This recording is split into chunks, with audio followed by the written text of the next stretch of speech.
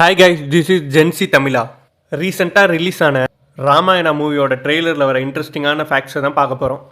ட்ரெய்லரோட positive பாயிண்ட்னு பார்த்தீங்கன்னா ராவணன் தான். ராவணனா நம்ம கேஜிஎஃப் ஹீரோ எஸ் ப்ளே பண்ணியிருக்காரு. Violence likes me. எஸ் எங்கெங்கெல்லாம் ஸ்க்ரீனில் வராரோ அங்கெல்லாம் வயலன்ஸு தாறுமாறாக பறக்குது.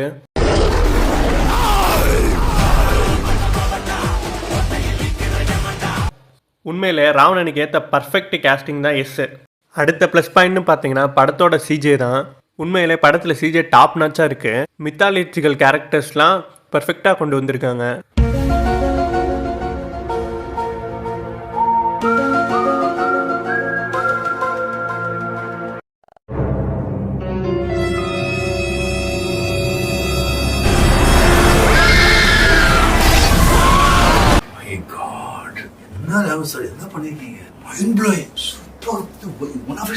நெக்ஸ்ட் பாசிட்டிவ் பாயிண்ட்ஸ்னு பார்த்தீங்கன்னா சீதா கேரக்டர் தான்.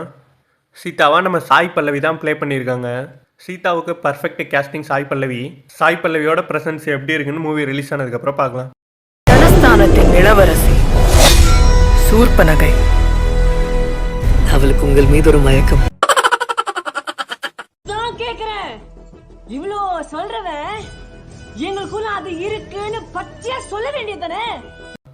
அப்புறம் நெகட்டிவ் பாயிண்ட்ஸ்ன்னு பார்த்தீங்கன்னா ரன்வீர் கபூர் ராமராக இருக்காரு. ஆனால் பெரிய அளவுக்கு சூட் ஆகாத மாதிரி இல்லாத மாதிரி என்னோட ஃபீலிங். அது எப்படியோ போகட்டும், அது ஒன்றும் அதில் ஒன்றும் பேசுறது ஒன்றும் இல்லை. எப்படியோ போட்டு எப்படியோ போய் தொலைட்டு அதை பற்றி பேசல.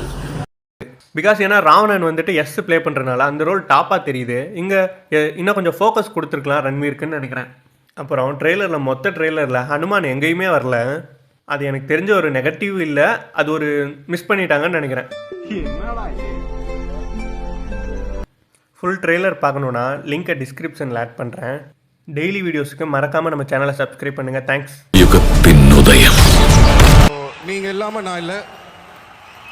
நன்றி, வணக்கம்.